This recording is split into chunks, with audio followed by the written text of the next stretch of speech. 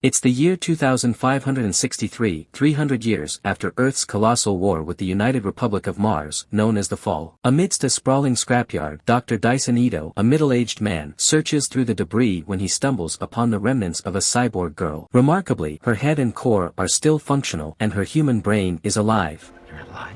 Intrigued by the rarity of the technology, Ito transports her to his clinic, determined to restore her to life. In his workshop, Ito and his assistant meticulously attach her head to a beautifully crafted body. The following day, the cyborg girl regains consciousness and is astonished by her new form. Marveling at her exquisitely designed, doll-like body, she quickly masters control over it. She explores her reflection in a mirror before sneaking up on Ito and his assistant as they work. Delighted to see her fully operational, Ito introduces himself and his assistant, Nurse Go, to the cyborg girl, offering her an orange. He realizes she doesn't know how to eat it. Taste receptors are working. Taste receptors are working. You'll like this a whole lot better with the peel off, he says. She asks if they have any information about her past, but Ito explains they are just as clueless, hoping her intact brain might hold answers. To lift her spirits, Ito takes her to explore the city. Walking through the bustling streets, the girl is captivated by the sight of a magnificent city floating in the sky. What's that? She asks. Ito explains it is Zalem, the last of the great sky cities to survive the war. What holds it up? Magic? She wonders. No, something stronger, engineering, Ito replies. He reveals that the city they're in is Iron City, a place populated by people from all over the world, serving Zalem. No one is allowed to visit Zalem, a rule strictly enforced. Their conversation is interrupted when Alita notices a screen broadcasting a brutal cyborg sport. Ito identifies it as motorball and advises her not to get distracted by it. As they continue exploring the city's rich cultural tapestry, Ito buys her some shawarma before excusing himself to attend to other matters. While enjoying her meal, the girl befriends a small dog, sharing her food with it. She notices a wanted poster announcing a bounty for the perpetrator of 6 women's murders. Her examination is cut short by the lumbering presence of a large robot known as a centurion. Instinctively, she adopts a defensive stance but is pulled aside by a passing young man. Despite this, she deftly maneuvers under the robot, rescuing the dog from harm. The young man, impressed by her agility, realizes she is a cyborg. Nice work. Did Ito build you? He asks. He built all but my core, she replies. Just then, Ito returns, interrupting their interaction. Ito warns her to be cautious of strangers and reveals the young man's name is Hugo. Later that evening, somewhere in the city, a woman is attacked near her apartment. At the same time, the girl wakes up to her scream.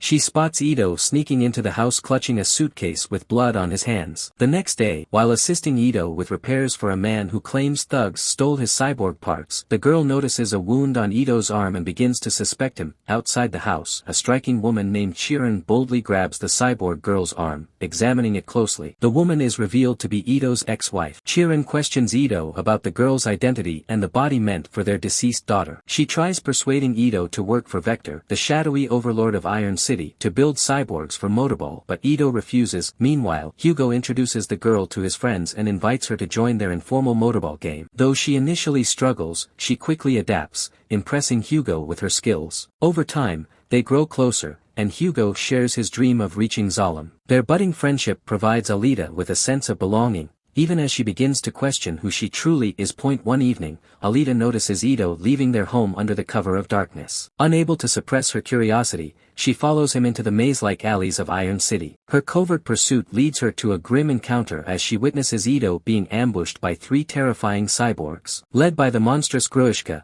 the group taunts Ito, clearly intent on ending his life. Alita's instincts kick in, and without hesitation, she leaps into action. Her movements are fluid and precise, as though guided by muscle memory. In a stunning display of martial arts skill, she takes down 2 of the attackers with ease, leaving Grewishka badly wounded and forced to retreat. Ito is shocked by her prowess, and as they return home, he reluctantly reveals his secret life as a hunter-warrior. He explains that hunter-warriors are bounty hunters tasked with capturing rogue cyborgs who threaten the city. For Ito, this work is deeply personal, driven by the tragic loss of his daughter at the hands of a rogue cyborg. His nightly hunts serve as a form of catharsis, allowing him to protect others while grappling with his own grief. While exploring the outskirts of Iron City, Alita stumbles upon a crashed spaceship hidden among the wreckage. Intrigued, she ventures inside and uncovers a highly advanced cyborg body. Its sleek design and formidable structure suggest it belonged to a berserker, the elite shock troops of the United Republics of Mars, URM. Excited by her discovery, Alita brings the body to Ito, hoping it will help unlock more about her past. However, Ito is visibly shaken and refuses to transfer her consciousness into the berserker body, warning her of its destructive potential. He insists that she does not need such a weapon to define herself, but Alita cannot shake the feeling that the body holds answers to her identity. This moment marks a turning point in their relationship, as Alita begins to assert her independence and desire to uncover the truth about her origins. Determined to take control of her destiny, Alita registers as a hunter-warrior despite Ito's objections. She and Hugo head to the Kansas bar, a notorious gathering spot for hunter-warriors, in an attempt to rally allies against Grewishka. The bar is a rowdy, dangerous place filled with cyborgs and mercenaries, each more intimidating than the last. Alita's plea for unity falls on deaf ears, met instead with jeers and dismissive laughter. Among the crowd is Zapan, an arrogant and egotistical bounty hunter with a penchant for picking fights. He mocks Alita, questioning her capabilities, and the tension escalates quickly. In a burst of anger, Alita challenges him, and the two engage in a fierce fight. Despite his confidence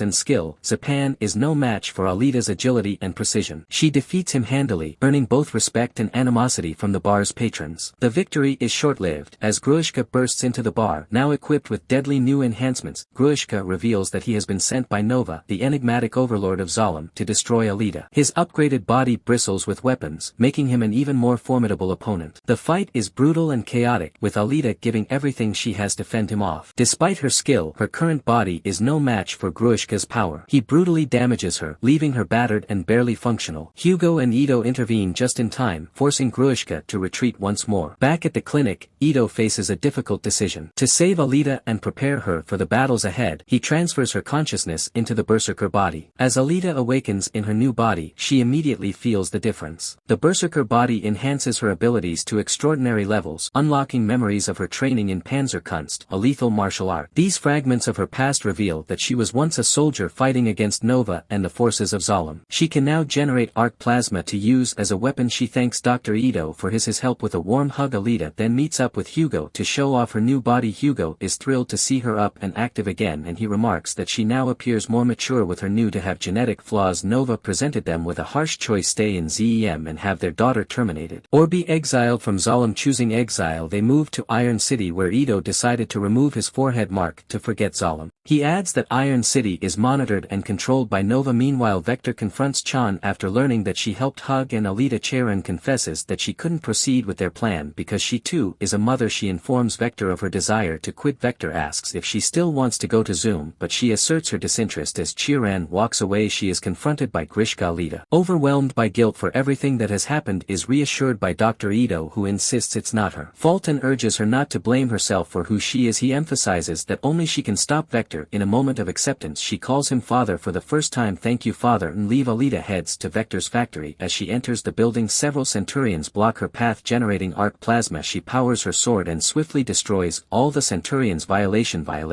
Violate. She breaks into Vector's office through the ceiling and confronts him for lying to Hugo about sending him to ZM. Vector opens a case revealing various body parts of Chiren. Nova demands body parts for his experiments, especially the brains of people he admires, and that is the only way anyone ever gets to. At that moment, Grewishka appears and strikes Alita with his grind cutter. This attack triggers a flashback for Alita, taking her back to the war with Salem. She sees her colleagues annihilated by a defense rain on the transport tube. Her commander urges her to complete the mission and destroys EM. Snapping back to reality, Alita rises to her feet as her body repairs itself. She declares that she knows her real enemy and that Grewishka is merely a puppet, and I'm just an insignificant girl. When Grewishka launches his grind cutters at her again, she effortlessly slices them in half with her blade. In a split second, she bisects Grewishka, ending the threat without any apparent effort. After defeating Grewishka, Alita demands that Nova speak to her through Vector's body. Speak. What do you want me to say? I'll say anything, not you. Him. Nova complies. Possessing Vector, he commends her for exceeding his expectations by defeating Grewishka and turning Chiren against him. However, Noa then threatens to eliminate Dr. Ito and Hugo if he can't get to her. I found the only way to enjoy immortality is to others die. Unable to tolerate his threats any longer, Alita drives her sword into Vector's body, eliminating him. You've just lost a puppet that looks fatal. No matter, the Vector was getting tiresome. As he falls, she warns Nova that he has made a grave mistake by underestimating her. Just then Dr. Ito calls. He informs Alita that factory enforcers were searching for Hugo, but he helped him escape, and now Hugo is attempting to climb the tube to Zoom. Alita rushes after him. She catches up with Hugo on the tube and pleads with him not to continue, warning him of the dangers, but Hugo insists